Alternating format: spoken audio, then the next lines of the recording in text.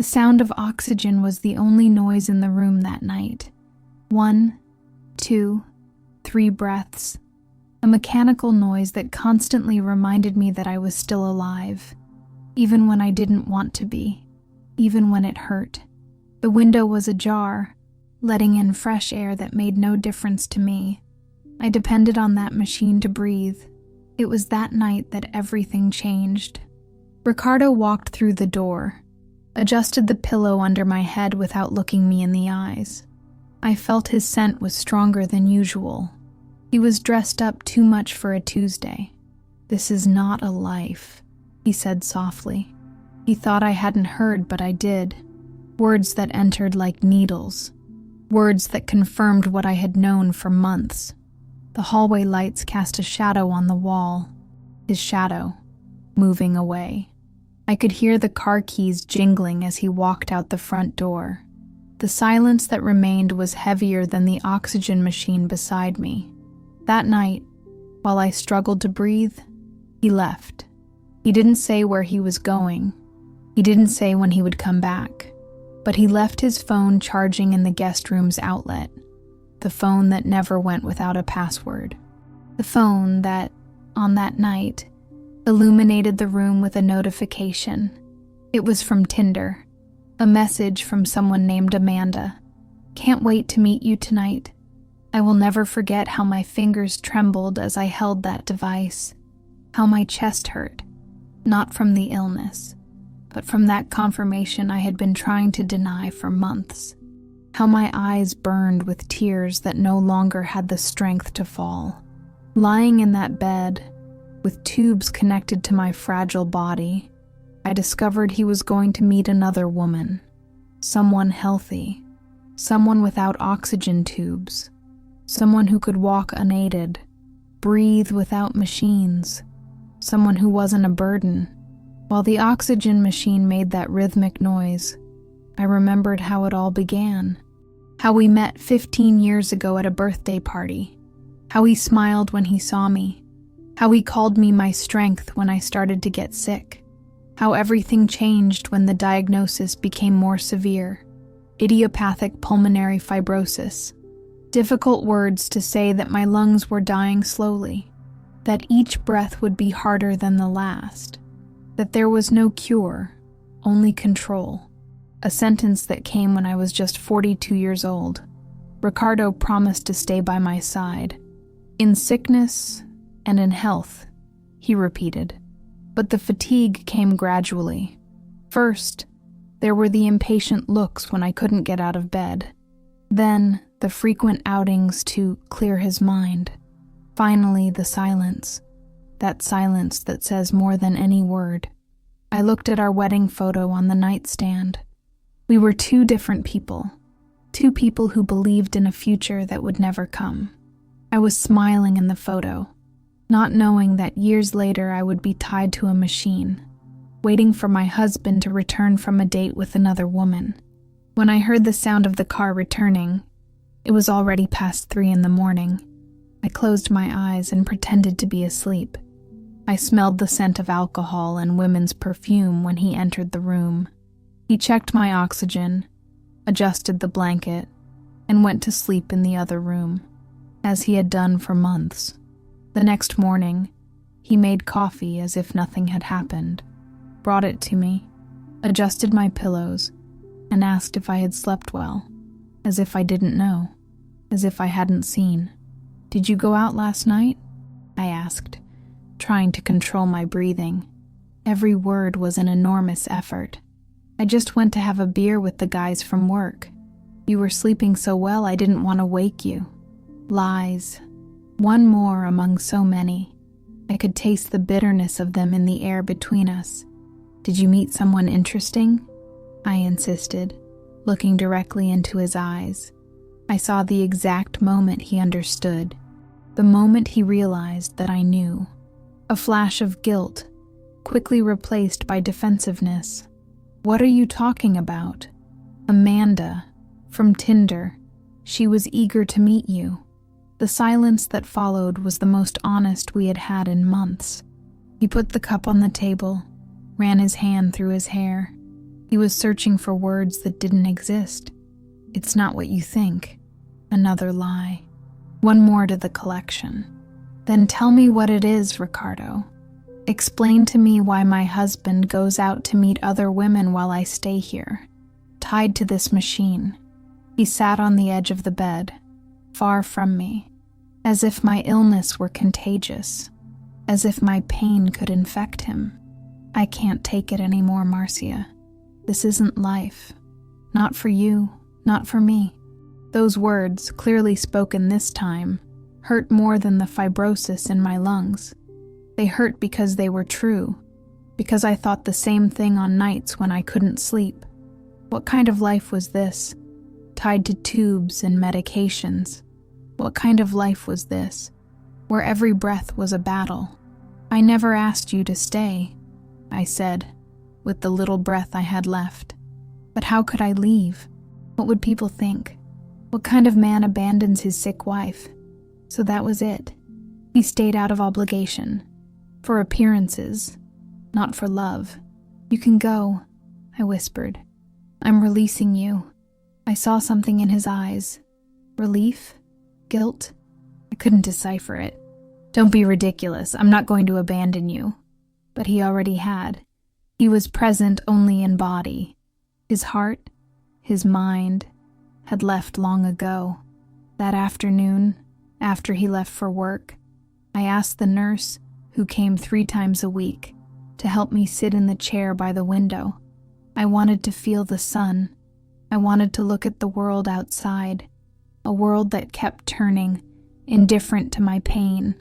I picked up my phone and with trembling fingers typed divorce into Google. I read about rights, about disability benefits, about how to end a marriage when you can barely breathe on your own. This wasn't how I imagined my future. This wasn't how I dreamed my life would be, but it was what I had now. And for the first time in a long while, I felt something other than pain and exhaustion. I felt anger, an anger that gave me strength. That same night when Ricardo came home, I said we needed to talk. He sighed, as if it were an inconvenience, as if I were an inconvenience. I want a divorce, I said, without beating around the bush, without tears, without fragility. He looked at me as if I'd gone mad, as if a sick woman couldn't make decisions, as if I should accept the crumbs of attention he gave me. You're not thinking straight. It's the medication. I'm thinking clearer than ever. You don't want to be here, and I don't want someone who is with me out of pity. It's not pity, he protested, but without conviction. Then what is it? Love? If it were love, you wouldn't be setting up dates on Tinder while I struggled to breathe. He sat down, defeated. There was no more denying it. I tried, Marcia. I swear I tried. But this situation is too much for me. I took a deep breath, as much as my lungs would allow, the sound of oxygen filling the silence between us. It's too much for me, too. The difference is, I can't escape my own skin. I can't set up dates to forget that I'm dying a little each day. I saw tears in his eyes. Tears of guilt, of relief, of sadness, maybe a bit of everything. What do you want me to do? He finally asked. I want you to be honest, with me and with yourself. If you want to leave, then leave. If you want to stay, then stay completely, not halfway, not out of obligation. That night, he slept on the couch, and I, for the first time in months, slept without that constant anguish, without asking myself where he was, who he was with. The decision was made. I was letting him go, and in some strange way, I was freeing myself too. The next morning, I found Ricardo packing his bags. There was an expression on his face that mixed shame and relief. I'm going to my brother's house, he said, without looking directly at me, until we sort things out. I nodded, too drained to say more. The pain was there, of course, the pain of 15 years ending like that. But there was also a strange peace, a certainty that regardless of how much time I had left, I wanted to live it with dignity. When the door closed behind him, I was left alone with the sound of the oxygen machine. 1, 2, 3, the rhythm of my existence now. An existence he had called a non-life, but it was my life, the only one I had, and I decided that, from that moment on, it would be lived on my terms. The trigger had been pulled. The phrase, "This is not life," echoed in my mind, not as a condemnation anymore, but as a challenge. If this wasn't life, I would find a way to turn it into something that was. My first night alone was the hardest. I was afraid of dying with no one around, afraid I wouldn't be able to reach my medications, afraid of the silence, interrupted only by the mechanical noise of the oxygen. But I survived that night, and the next one, and another, and each morning that I woke up was a small victory. Time went by. Days turned into weeks, weeks into months. My lungs didn't improve, of course. This is not a disease that gets better, but something inside me grew stronger. I learned to ask for help without feeling humiliated. I hired a caregiver for the nights. My sister started spending more time with me. I discovered online support groups for people with chronic illnesses. Ricardo came back twice to get more things. The second time, he brought the divorce papers. I signed without hesitation. It was the official end of something that had already ended a long time ago. He looked thinner, older. There was a sadness in his eyes that almost made me feel sorry for him. Almost. "I'm sorry," he said before leaving for the last time. "For not being strong enough?" "I'm not either," I replied. "No one is. The difference is that some of us have no choice but to keep going." He nodded and left, and thus ended 15 years together, with an apology and the sound of a door closing. After the dust settled, after the tears dried, something strange happened. I started to notice the little things around me, the shape of the clouds through the window, the bird song in the morning, the taste of hot tea on cold afternoons. Life, after all, wasn't over. It had just changed, and I was determined to find beauty in this new reality, no matter how difficult it might be.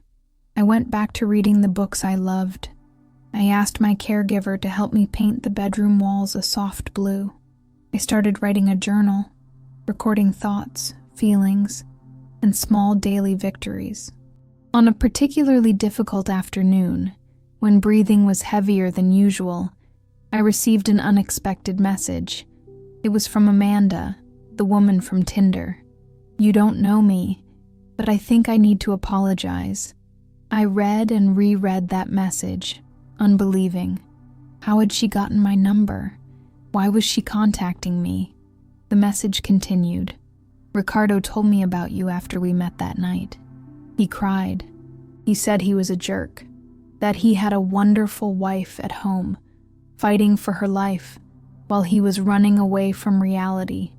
I never saw him again after that, but I couldn't stop thinking about you, about how you must have felt. I'm sorry for being part of this." I stared at those words for a long time, trying to understand what I felt. Anger? Pity? Gratitude for the honesty? Finally, I replied, "Thank you for telling me.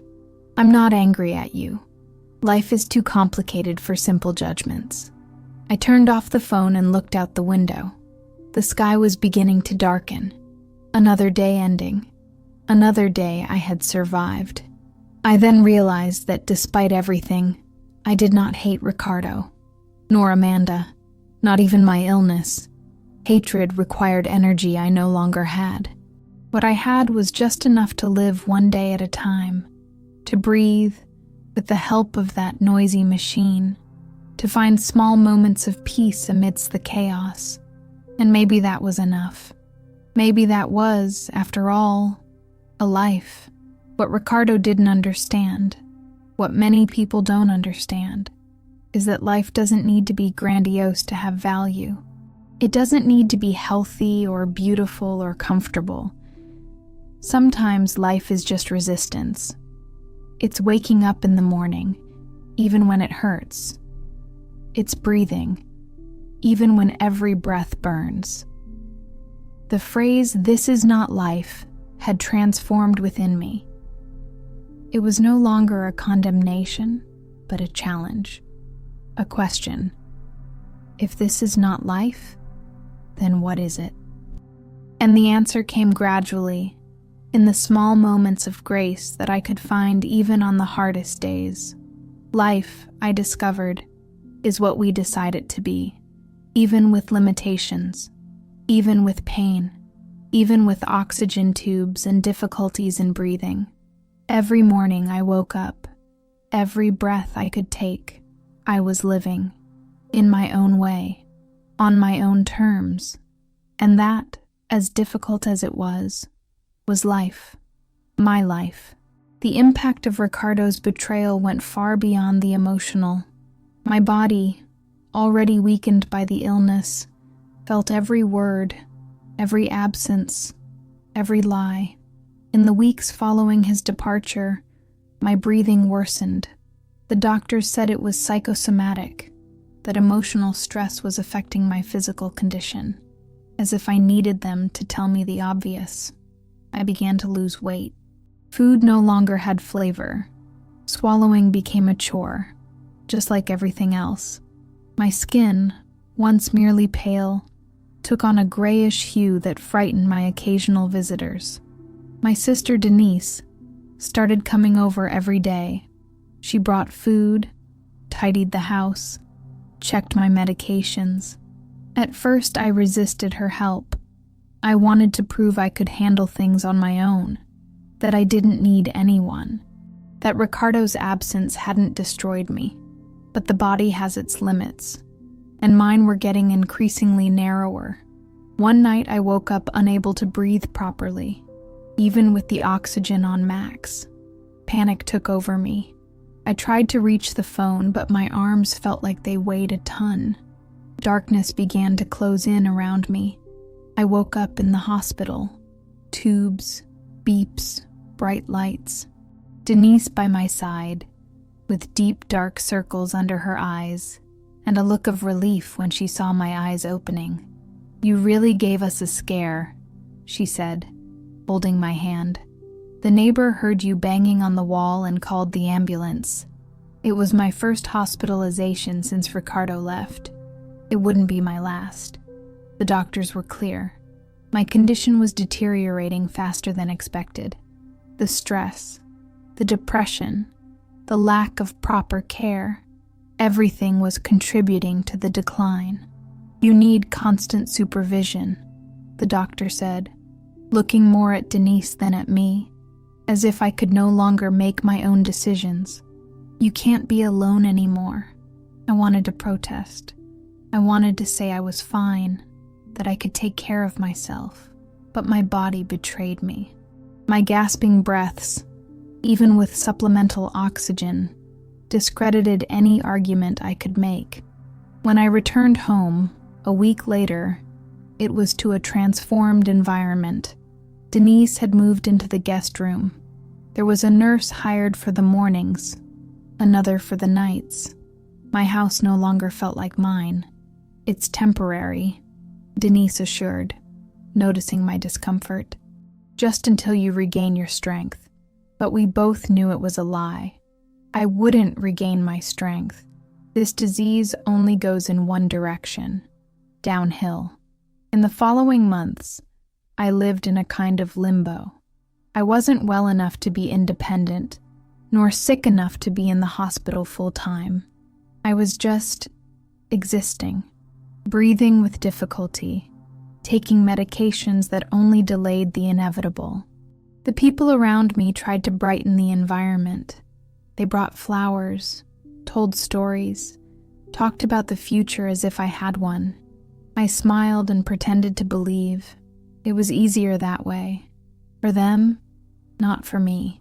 The worst were the nights, when everyone left, when the house was silent except for the constant sound of the oxygen machine. That's when the darkest thoughts came to visit me. I thought about Ricardo. Where was he? With whom? Was he happy now? Free from the burden of a sick wife? Part of me hoped he was, that at least one of us had found some kind of peace. On one of those sleepless nights, I picked up my phone and opened our old photos. There were hundreds of them. Trips, birthdays, everyday moments that seemed so insignificant at the time, and now were worth gold. Carefree smiles, unreserved hugs, a time when breathing wasn't a constant struggle. I found a photo of us at the beach, 3 years before the diagnosis. We were tanned, smiling. I was wearing a red dress that fluttered in the wind. Ricardo was hugging me from behind, his chin resting on my shoulder. We looked so happy, so healthy, so alive. It was when I looked at that photo that I realized how much my body had changed. It wasn't just the pallor, the thinness, the deep dark circles under my eyes. It was something more fundamental, a kind of absence, as if part of me had already left, leaving only a shell behind. I put the phone aside and looked at my hands. They were trembling, with bluish veins visible under the thin skin. Hands of a woman much older than my 44 years.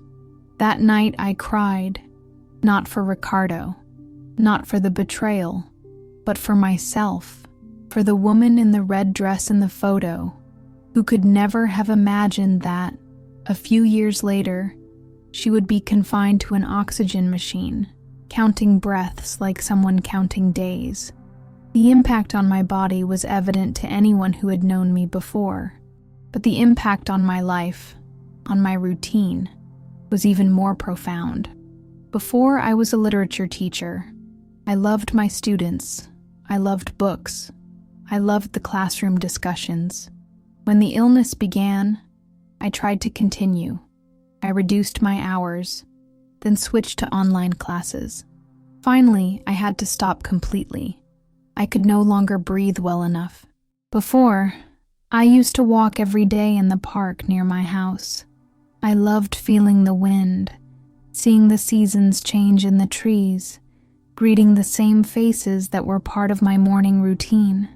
Now, going from the bed to the living room was an exhausting journey. Before, I used to cook. I experimented with new recipes, invited friends for dinner, filled the house with aromas and laughter. Now I could barely hold a knife without shaking. Meals were prepared by others, carefully made to be easy to swallow. Every aspect of my life had been altered, reduced, simplified. It was as if I was gradually being erased from the world. Friends, who initially showed up frequently, became more rare, some because of the discomfort in the face of the illness, others due to their own busy lives. Some, I believe, simply did not know what to say in the face of the inevitable. "Are you feeling better?" they asked, even knowing there was no better in my horizon. "I'm fine," I would respond, to make things easier. So I wouldn't have to explain that fine, for me, simply meant being conscious, breathing enough to continue existing. My social life was reduced to medical visits, professional caregivers, and close family members. The outside world continued at its frenetic pace, while mine became slower, more restricted. On one of my better days, I asked Denise to take me for a car ride. I wanted to see the world beyond the walls of my room. I wanted to feel the sun on my face, even if through the car window. We passed by my old workplace, the park where I used to walk, the restaurants that Ricardo and I used to frequent. The city seemed the same and completely different at the same time. As we passed in front of a cafe, my heart skipped a beat. There he was, Ricardo, sitting at an outside table, laughing. holding hands with a woman I did not know. It wasn't Amanda from Tinder. It was someone else. I asked Denise to keep going quickly. I didn't want him to see me. Not like this. Pale, thin, with oxygen tubes showing under my coat. "Are you okay?" Denise asked, worried about my sudden agitation. "I am," I lied, trying to control my now even more difficult breathing. "Just tired. Let's go home."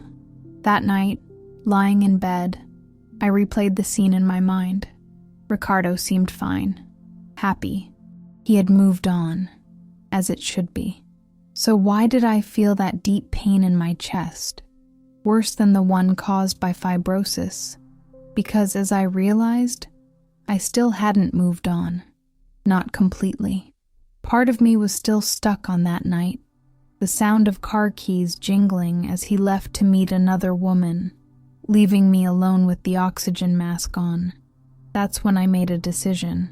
If my body was deteriorating, if my time was limited, I wouldn't spend it dwelling on the past.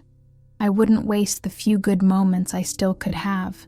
The next morning, I asked Denise to help me do something I should have done a long time ago. Redecorate the room. Remove all memories of Ricardo. Create a space that was mine alone. We painted the walls a soft blue, like the sky on clear days. We rearranged the furniture. We hung new photos of me with friends, with family, with my former students. None with Ricardo. It was exhausting. My body protested with every movement. But when we finished, when I lay down on that bed that now felt new, I felt something I hadn't felt in a long time. Peace.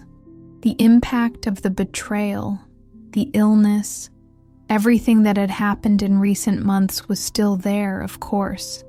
In the fragile body, the difficult breathing, the daily limitations. But something had changed inside me. A resolution, an acceptance, a strength I didn't know I still possessed. That night, I slept without dreaming of Ricardo for the first time in months. When I woke up, the sun was pouring through the new curtains, creating patterns of light on the floor, and for a brief moment, I forgot to count my breaths. I simply breathed. In the months that followed, I had good and bad days. Days when I could sit in the garden and feel the sun. Days when I could barely lift my head off the pillow. Days of hope. Days of despair. My condition remained the same, slowly deteriorating. The doctors suggested new treatments, new medications, but always with that look that said more than words. There was no cure, only control, only borrowed time. Ricardo called once. He said he was worried, that he had heard about my hospitalization. He asked if I needed anything, if he could help in any way. "I'm being well taken care of," I replied, with the little strength I had. "Denise is with me, and I have good doctors." "That's good," he said, and there was an awkward silence. "I miss you sometimes." I closed my eyes, feeling the weight of those words. Some time ago, I would have given anything to hear them. Now they seemed empty, belated. I also miss many things, Ricardo. Health, breathing without assistance, trusting the people I love. Another silence, heavier this time. "I'm sorry," he finally said, "for everything." "I know," I replied, and I really did. I did not doubt his regret, but it no longer mattered. "Take care, Ricardo." I hung up before he could say anything else, before he could hear the tremor in my voice, the more labored breathing than usual. I didn't want his pity, not anymore. After that phone call, I dove into a new routine, one that did not include waiting for Ricardo, thinking about Ricardo, dreaming about Ricardo, a routine focused solely on the now, on the next breath, on the next small joy. I started keeping a diary, not about the past, but about the present. Small observations about the sunlight, The birds singing, Denise's visits, the nurse's kindnesses, details that had previously gone unnoticed and now held an almost sacred importance.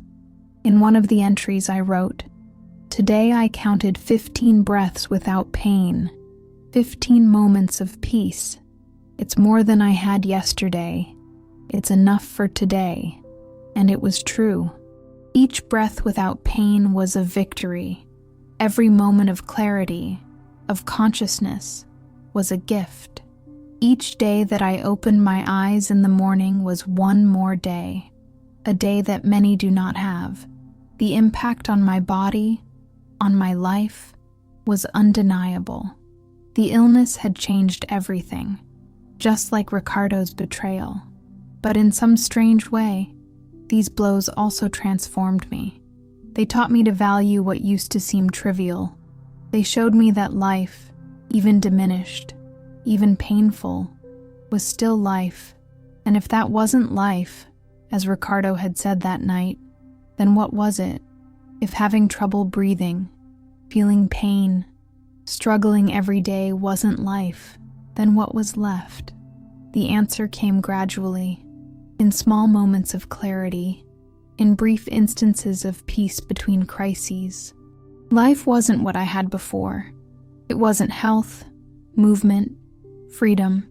Life was simply being, breathing, feeling, even with pain, even with fear, even if just for a short time.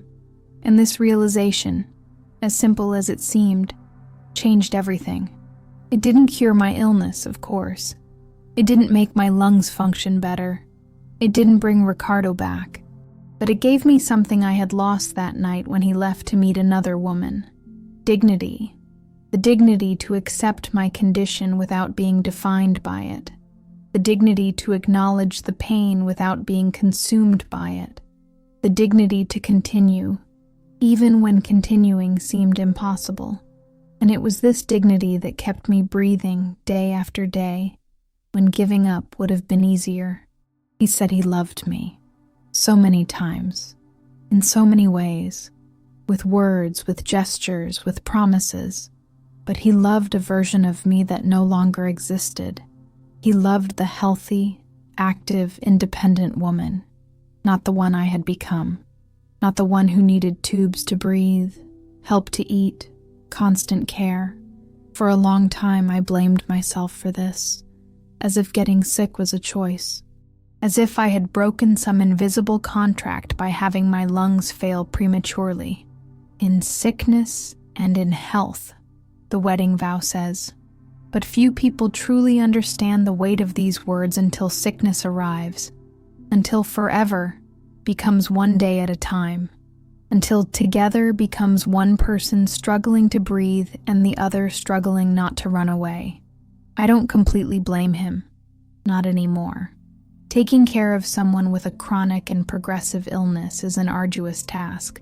It requires a strength that not everyone has, a strength that, apparently, Ricardo did not have. I remember the last time we really enjoyed ourselves together. It was on a Sunday, about 6 months before that night. I was having a good day. Breathing was less laborious, energy a bit higher. I managed to sit on the porch, have some tea, chat without constant pauses to catch my breath. Ricardo was reading the newspaper beside me. Suddenly, he looked up and smiled. A genuine smile, one that I hadn't seen in a long time. "It's a beautiful day today," he said. "Yes, it is," I agreed, feeling the sun on my face. "You know what I miss? Those picnics at the park. Remember how you always brought more food than we could eat?" I smiled at the memory. It was true.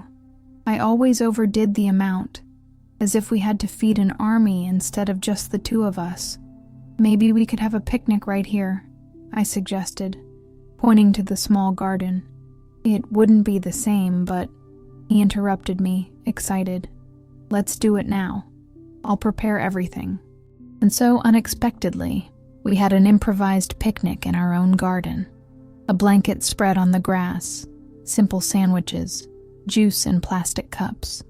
Ricardo brought my oxygen tank, helped me sit comfortably, and there we stayed, talking about the past, about good memories, carefully avoiding any mention of the future. It was a rare moment of normalcy amidst the chaos of illness, a moment when I almost managed to forget about the tubes, the pain, the breathlessness, a moment when Ricardo seemed truly present, truly connected. But such moments became increasingly rare. As my health deteriorated, Ricardo distanced himself. Not physically at first. He was always around, taking care of practical matters, medications, medical appointments, paying bills. But emotionally, he was withdrawing more and more. Conversations turned into monologues. Touches became clinical, almost professional. The look of love gave way to a look of duty, of obligation, and eventually to a look of someone seeking an escape. When I met him that night, after leaving the cafe where I saw him with another woman, he tried to explain. He said it wasn't serious, that he was just trying to breathe a little, to get out of the heavy atmosphere of the house, the illness, the looming death. "I'm not dead yet," I said, with a calmness that surprised me. "I'm here. I'm fighting. And you're fleeing." "I'm not fleeing," he protested, but without conviction. "I'm trying to handle this the best way I can." "This," I repeated, feeling the weight of that word. "Is this how you see our life now? As a this to be endured?" He didn't reply. He didn't need to. The silence said it all. It was in that moment that I fully understood. He said he loved me, yes, and maybe he even believed it. But what he loved was a memory, a ghost of what we had been. Not the present, not the reality, not the woman I was now. And the truth is that this woman, the one in the present, with oxygen tubes and a weak voice, didn't love him anymore either. Not in the same way, not with the same intensity. Love had been corroded by illness, by emotional distance, by the small daily betrayals that preceded the great betrayal of Tinder. When we officially separated, when the divorce papers were signed, I felt more relief than sadness, as if a weight had been lifted. The weight of trying to keep something alive that had died a long time ago. Ricardo moved on with his life. I moved on with what was left of mine. Two paths that once crossed and now went in opposite directions. He, in search of a new chance, a life without illness, without limitations. I, in search of dignity in the time I had left. In the months that followed, I occasionally got news of him. Through mutual friends, through sporadic messages, I learned that he was seriously dating, that he had changed jobs, that he seemed happy, and surprisingly, it didn't hurt anymore, not like before. There was an acceptance in me that didn't exist when he walked out the door that night, leaving me alone with the oxygen on. One afternoon, while flipping through an old photo album, I found our wedding photo. Young, smiling, full of plans and promises. I looked at those faces for a long time, feeling a mixture of nostalgia and detachment, as if I were seeing strangers. I closed the album and put it in a box, along with other memories of the past. Not to forget, but to move on, to create space for the present, however limited it might be, for the small joys that I could still have, for the breaths I could still count. He said he loved me, but he left whenever I needed him the most. When breathing became more difficult, when fear took over, when the night seemed endless, at those times, he found excuses not to be there. Work, commitments, friends who needed help, and I, stuck in that bed with those tubes, pretended to believe, pretended not to see the signs, pretended not to smell the different scent when he came back late, pretended not to notice the messages that arrived at strange hours, pretending, above all, that we were still a couple, that there was still an us, that love was greater than the illness, greater than the distance, greater than the fatigue. But the truth was there, as clear as the sound of the oxygen machine that marked the seconds, the minutes, the hours. The truth that, while I was fighting to breathe, he was fighting to escape. And at some point, he succeeded. When he returned that night, the Tinder night, the night that changed everything, there was something different in his eyes, a resolution, a decision made, as if he had crossed an invisible line and knew there was no turning back. He pretended to sleep on the sofa because of my discomfort. He pretended to be concerned the next morning. He pretended that nothing had changed. But I knew. I could feel it. And it was in that moment, watching him prepare the coffee as if nothing had happened, that I realized I no longer lived in that woman connected to the tube. I had already started to distance myself, to disconnect. Not just from him, but from that entire life that was no longer mine. The woman I was before, teacher, wife, friend, healthy person, was already gone. In her place was a new version of me, physically more fragile, yes, more limited in many respects, but also stronger in others, more aware, more present. That morning, while Ricardo talked about the weather, about bills to pay, about trivial things, I observed him as if I were seeing a stranger, a man I once loved, with whom I shared dreams, plans, a life, a man who now seemed as distant as the memories of health, of effortless breathing, of normalcy. "Are you listening to me?" he asked, noticing my distant gaze. "Yes," I replied. "I'm listening to everything, not just his words, but the silences between them, not just what he said, but what he hid, the lie behind the care, the escape behind the presence." In the days that followed, I observed him with new eyes. I saw the effort he made to seem the same, to fulfill his role as a dedicated husband. I also saw the relief when he left the house when he escaped, even if briefly, from the burden of my illness, of my dependency.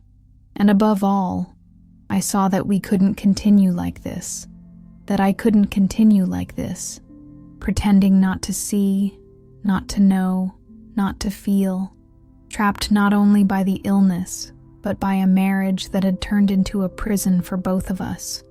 That's when I made the decision, a decision that paradoxically liberated me while I was still tied to those tubes, to that bed, to that difficult breathing. "We need to talk," I said to him one night when he returned from another of his outings with friends. He sat at the edge of the bed, keeping his distance, as he always did now, as if my disease could contaminate him, as if my weakness could weaken him too. "What is it? Are you feeling worse?" he asked, with that concern that sounded more and more rehearsed. "No," I replied, gathering the strength for the words I needed to say. "I'm feeling clearer, more honest, and that's what I want from you now. Honesty." I saw the discomfort in his eyes, the fear of what was to come next. "I don't understand." "I'm understanding for both of us, Ricardo. I understand that this is no longer a marriage. I understand that you have already left, even though you are here. I understand that we need to stop pretending." He opened his mouth to protest, but something in my gaze stopped him. Perhaps the certainty, perhaps the calm, perhaps the relief that I myself felt in finally saying out loud what we both had known for months. "You don't need to explain," I continued. "You don't need to justify yourself. You just need to be honest. with me and with yourself. There was a long silence, the kind of silence that precedes great revelations, great changes, the kind of silence that says more than words. Finally, he spoke. "I tried, Marcia. I swear I tried." "I know," I replied. And it was true. He had tried, in his own way. He had remained physically present when many would have fled. He had taken care of practical matters, the basic needs, but the love, the true love, had faded a long time ago. "What do you want me to do?" he asked, looking genuinely lost. "I want you to be free," I replied. "And I want to be free too, free from this charade, this lie we're living, free to live the time I have left with dignity, with honesty." He lowered his eyes, unable to meet my gaze. When he looked up again, there were tears in them, tears of guilt, of relief, of sadness for what we'd lost. Maybe a little of everything. "I'm sorry," he said, "for not being who you need me to be. And I'm sorry for no longer being who you once loved," I replied, feeling a strange inner peace. "But that's how it is. That's how life happens sometimes." That night he slept in the guest room. The next morning he began packing. There were no major arguments, no big scenes. Just two people finally acknowledging that what they had shared no longer existed. When the door closed behind him, I was left alone with the sound of the oxygen machine, a sound that, strangely, no longer seemed so threatening, so oppressive. It was just the sound of my life now, a different life, limited, painful at times, but still my life. And for the first time in a long time, I felt I was truly present in it, not escaping, not pretending, not denying, just being, breathing with difficulty, yes, but breathing. Today, months after that night, I still breathe with assistance. The disease continues its relentless course. The doctors talk in terms of weeks, maybe months, never years, but there is a fundamental difference. I no longer wait for him. I don't wait for anyone, actually. I have learned to find strength in solitude, peace in the silence interrupted only by the sound of oxygen. I have learned, above all, that life, even reduced, even painful, is still life, and that living, truly living, means accepting what is, not what should be or could have been. Ricardo called last week. He said he was thinking about me, that he was worried, that he missed me. "I'm fine," I replied, with the honesty that now permeates every aspect of my existence.